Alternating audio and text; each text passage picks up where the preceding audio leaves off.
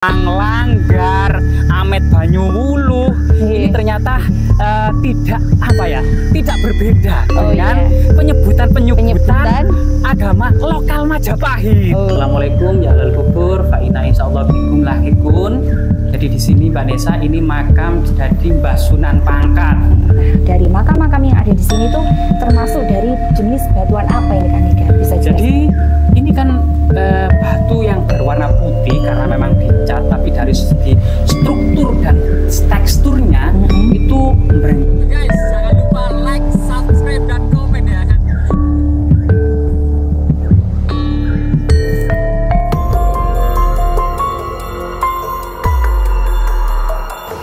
Assalamualaikum warahmatullahi wabarakatuh. Salam sehat, salam sejahtera bagi kita semua. Salam budaya, salam rahayu, rahayu, rahayu. Oke, Kang Iga, kali ini kita akan kemana nih Kang Iga? Kok kita berada di atas awan ini Kang Iga kayaknya? Benar sekali Mbak Nesa. Kita tepat jika lihat ke sana ya. Kita benar-benar berada di atas awan. Di atas awan. Nah, kita mau mengunjungi sebuah makam waliullah yang berada di atas awan. Sangat misteri. Seperti itu ya. Iya ya Mbak Nesa. Kalau kita sekarang berdiri di atas awan sudah biasa. Namun yang luar biasa ada makam di atas awan. Nah, seperti apa ini kira-kira? Kita juga jadi penisirin. Iya penasaran. Penasaran. Seperti apa makam ini? Untuk menuju lokasi ini kita harus mendaki gunung yang tiada henti tadi ya. Iya betul. Mendaki tangga yang tidak ada habisnya dan seperti tidak ada ujungnya. 350 anak tangga. 350. Dan tentu ngos-ngosan banget. Seperti mau menelan manusia. Menelan manusia. Iya. Jangan ya Dek. Jangan Dek ya. Namun tidak apa-apa karena ini demi kita sajikan video terbaik untuk pemirsa semua agar tahu sejarah yang ada di sini ya. Jadi buat kalian nggak perlu jauh-jauh ke sini, cukup kita aja yang merasakan capeknya ya kan. Betul. Nah, kita sama-sama belajar sejarah. Jadi kita akan belajar bagaimana kemudian Islam masuk ke dalam Istana Majapahit. Di mana kemudian berdirinya Majapahit ya pada abad ke-13 Masehi. Ternyata bersamaan dengan berdirinya Kesultanan Islam Samudra Pasai di sebelah ujung barat Nusantara. Sehingga kemudian ini memiliki arti yang sangat penting bagi sejarah masuk dan berkembangnya Islam ke Nusantara bersamaan dengan berkembangnya Kerajaan Majapahit di Jawa Timur. Sehingga kemudian tentunya ini salah satu faktor perdagangan, perkawinan, dan serta kemudian apa? Moksa, bukan? Iya. Mungkin banyak hal yang perlu kita gali tentang berbagai macam fenomena sejarah pada masa akhir Majapahit, di mana di Troloyo yang dekat dengan Istana Majapahit banyak sekali kita dapati makam-makam Muslim yang berciri Jawa. Kemungkinan juga di gunung-gunung penanggungan, di desa-desa banyak juga makam-makam Islam. Jadi kita juga penasaran. Nah, makam Islam di era Kerajaan Majapahit. Salah satunya makam yang akan kita datangi. Iya, ini kita jadi penasaran. Mari kita Mbak Nesa melanjutkan perjalanan.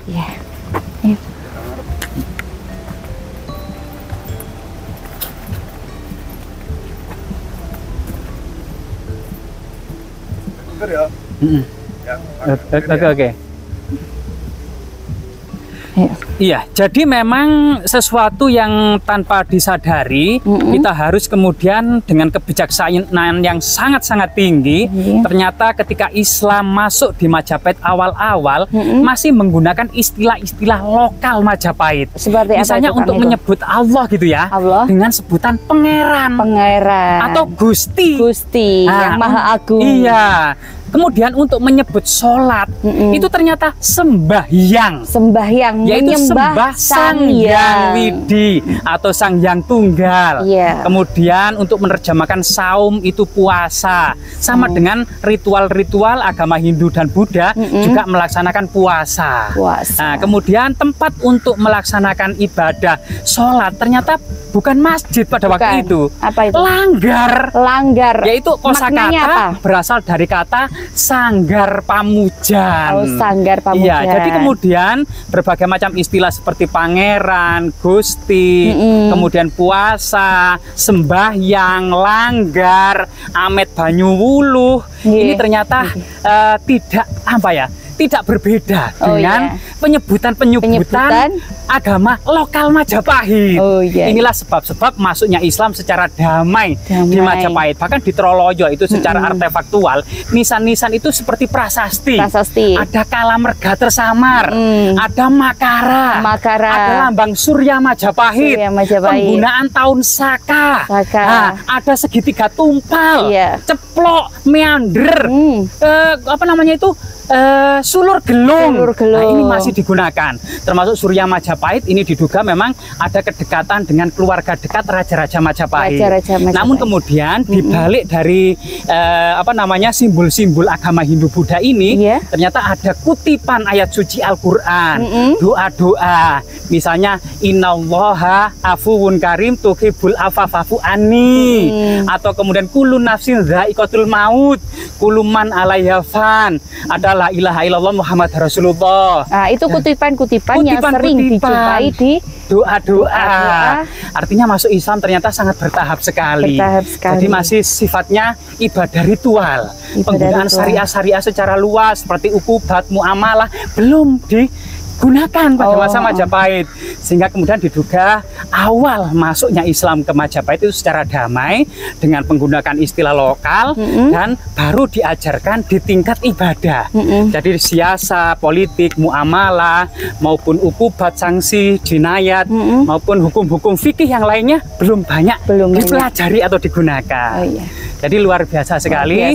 Ini salah satu bukti ya secara artefaktual maupun secara apa namanya penggunaan istilah-istilah, seakan-akan di Majapahit itu Islam masuk itu belum dianggap sebagai agama baru, melainkan dianggap sebagai agama kasogatan atau agama Buddha dalam aliran-aliran khusus, aliran yang berbeda, karena banyak aliran-aliran baik itu Hindu maupun Buddha. Di Buddha saja ada Mahayana, ada Tantrayana, ada juga kemudian di Hindu sendiri ada Waisnawa, ada Tiaga, ada Kasturi, ada Bhairawa, macam-macam aliran, sehingga kemudian ya agama ritual Islam itu juga dianggap bagian dari aliran Buddha, namun dalam kiasan yang berbeda. Kiasan-kiasan khusus. Inilah salah satu masuk dan berkembang. Apalagi kemudian pada waktu itu ya Mbak Nisa, ternyata Raja-Raja Majapahit itu menggunakan kitab Sutasoma sebagai pedoman. Jadi ketika menghadapi berbagai macam kepercayaan, adat, agama, menggunakan istilah Bhinneka Tunggal Ika Tanhana Dharma Mangrua, berbeda-beda tetapi tetap satu, tidak ada kebenaran yang mendua. Luar biasa sekali. Ini dibuktikan salah satu fakta ya Kang. Jadi ketika Maulana Malik Ibrahim datang ke Majapahit menghadap Raja Wikramawardhana, mendialogkan Islam secara panjang lebar dan sangat mengesankan, tetapi tanggapan dari Raja Wikramawardhana mengatakan, wahai saudaraku, sesungguhnya agamamu dengan agama-agama yang berkembang di Majapahit ini tidaklah berbeda, hakikatnya sama. Dan mengutip kitab Sutasoma karangan Empu Tantular, berbeda-beda tetapi tetap satu, Bhinneka Tunggal Ika. Sehingga di Majapahit dengan kebesaran kerajaan Majapahit itu juga kebesaran pemikirannya gitu ya, sangat luas, menyadari arti pluralitas, toleransi dan akulturasi. Jadi pada masa lalu di Trowulan ibu kota Majapahit itu ada orang-orang penganut Buddha, penganut Hindu, penganut Siwa, penganut Wisnu, maupun penganut Islam hidup satu rukun dalam satu kota Trowulan. Jadi ini menjadi contoh dan pelajaran bagi kita semua ya, untuk kebesaran hati dan kebesaran pikiran kita. Ternyata leluhur kita memiliki arti sosial yang sangat besar. Jadi memang semboyan Bhinneka Tunggal Ika sudah diterapkan dari dulu ya. Dari dulu di atas di bawah genteng Kerajaan Majapahit di abad ke-14 Masehi. Jadi kita akan membuka bahwasanya apakah mungkin ada makam wali di era Kerajaan Majapahit yang terletak jauh di atas awan. Kita buktikan sejarah bersama-sama, menunjukkan sejarah artefak dan sejarahnya. Luar biasa Mbak Nesa ya. Iya Kang Iga. Tapi perjalanan ini sempat apa ya? Sempat pusing, pening dan lain sebagainya. Pusing, pening, iya. Apa yang dirasakan? Capek tentunya ya. Capek ya. Iya. Bagian mana yang capek Mbak Nesa? Ya, naik tangga yang tidak ada habisnya, teman-teman. Oh iya, ternyata tangganya ini sangat sekitar 300 lebih anak tangga, tapi terjangkau untuk laki-laki perempuan bisa melakukan ziarah di sini. Dan nama Sunan Pangkat itu artinya kedudukan ya, atau derajat. Dan bagi siapa saja yang menginginkan derajat atau kedudukan di tengah-tengah masyarakat, nah ini kemudian ziarah ke sini ya? Bisa berziarah ke sini. Semoga kemudian harapan-harapan tersebut mudah terkabulkan sesuai harapan dan kepercayaan masing-masing. Oke, luar biasa Nisa. Ya. Oh, ini sudah sampai ya? Oh, sudah sampai. Jadi suasananya itu sangat sakral ya. Iya.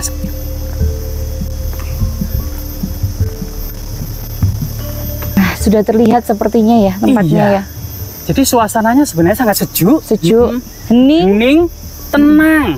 Jadi untuk melakukan apa ya, berkholwat gitu ya, atau menyendiri, atau beruzlah, berikhtiar, bertawakal ya mungkin, atau bertawasul ya. Bagi teman-teman di NU itu sering kita melakukan tawasulan. Ya, bertawasulan di tempat ini sangat cocok sekali.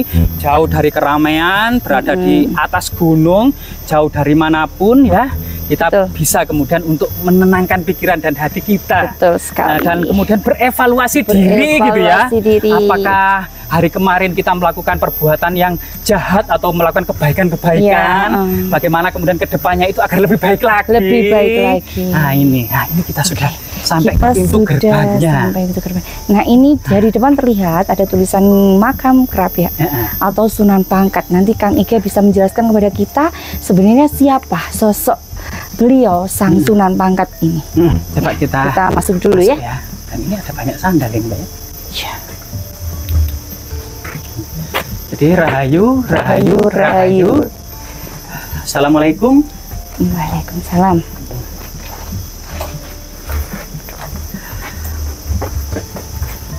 Ya. Jadi kita memasuki kompleks makam kerabat atau Sunan Pangkat. Monggo.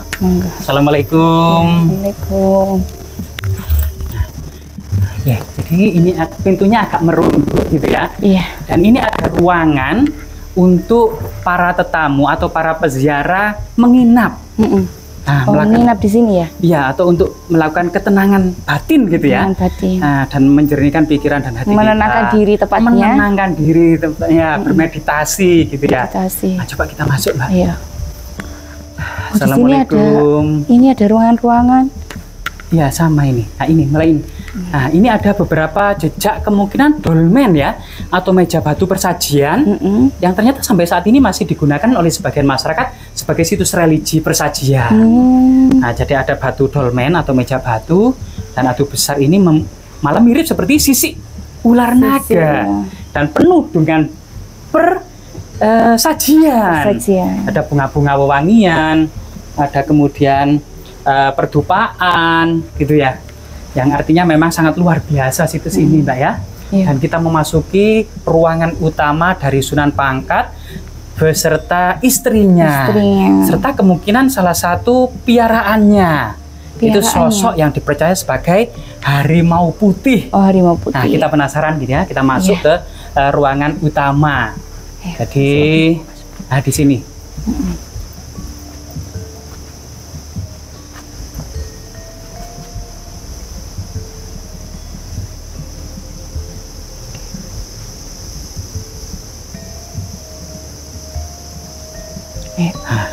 Jadi, assalamualaikum.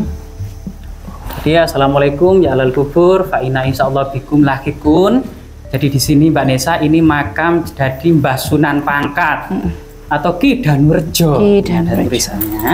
Nah, mungkin kita bisa berdoa sejenak di sini, baru nanti kita sambung lagi untuk Kang Ega menyampaikan sejarah sebenarnya siapa sih Ki Danurejo atau yang disebut dengan Eyang Sunan Pangkat ya. Ya, nanti kita sambung berdoa ya.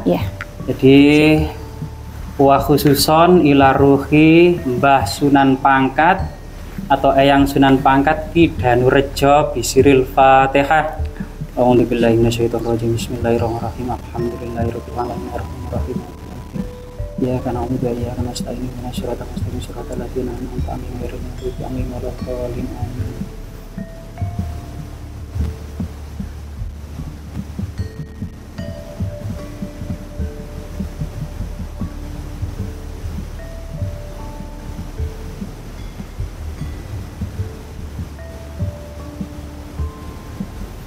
Jadi ternyata ya Mbak Nisa ya, mungkin kita bisa kita sampaikan berdiri aja ya, berdiri.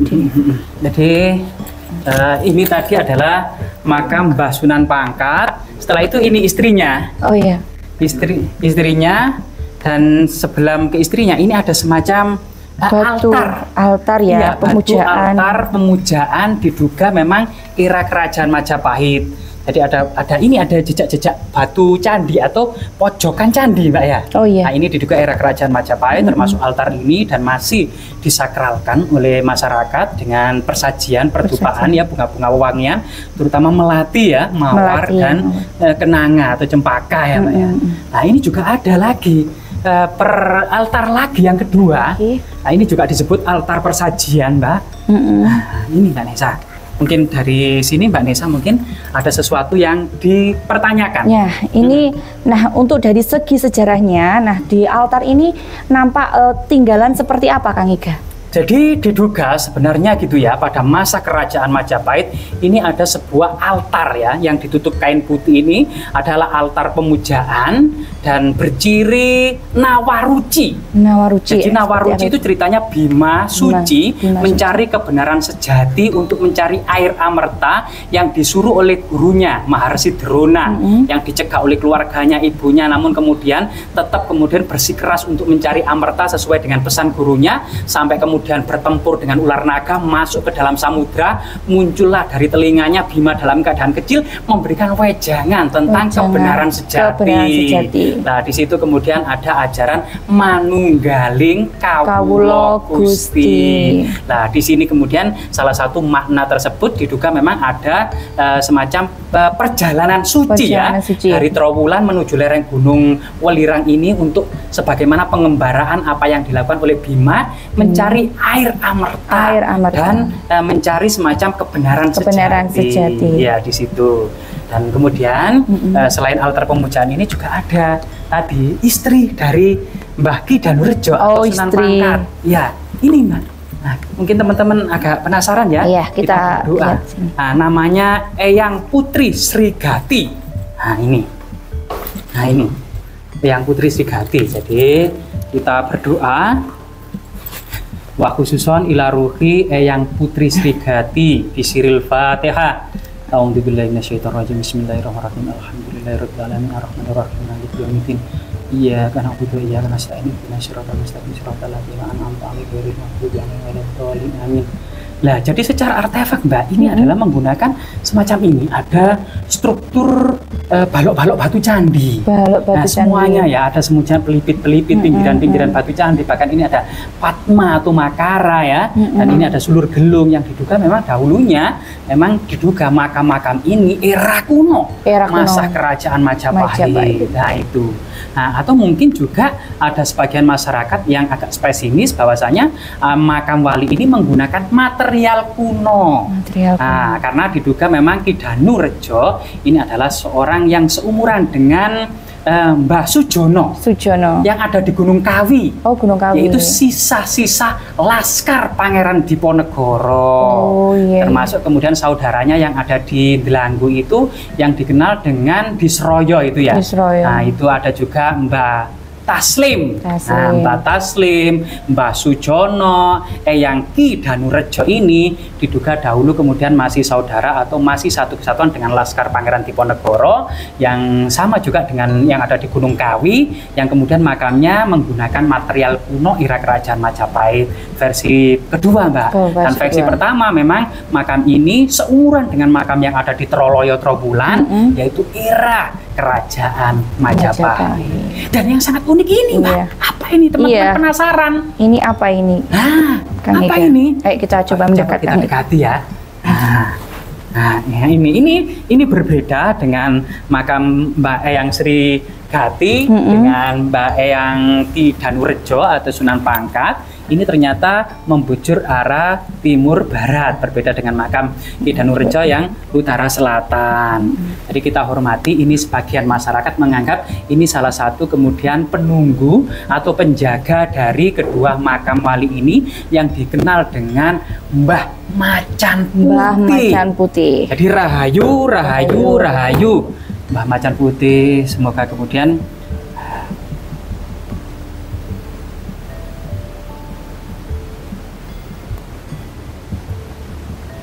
jadi banyak hal dan misteri yang ada di tengah-tengah masyarakat kita, Mbak Nesa. Mungkin dari sini mungkin Mbak Nesa ada unek-unek yang perlu ditanyakan atau pertanyaan, Mbak Nesa. Oke. Terus untuk dari segi bebatuannya sendiri, nah dari makam-makam yang ada di sini tuh termasuk dari jenis batuan apa ini Kang Ega? Bisa jelaskan? Jadi ini kan batu yang berwarna putih karena memang dicat, tapi dari segi struktur dan teksturnya itu berenjol.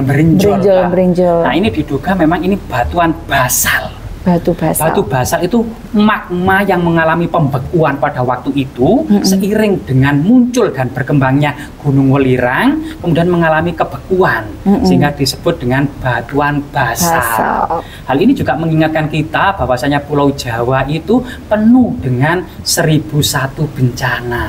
Karena terbentuk dari gunung api, ring of fire, penuh dengan letusan gunung, gempa, banjir bandang. Nah ini mengingatkan kita akan kebesaran ilahi dan kita harus kemudian bijak dalam memanai alam, harus menjaga kelestarian alam, jangan sampai merusak alam, karena alam akan murka jika kita rusak. Betul sekali.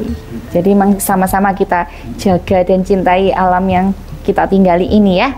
Oke, dan tidak lupa juga untuk tetap jaga dan melestarikan sejarah, khususnya sejarah yang ada di Indonesia dan tanah Jawa ini. Betul seperti itu ya Kang Ega ya?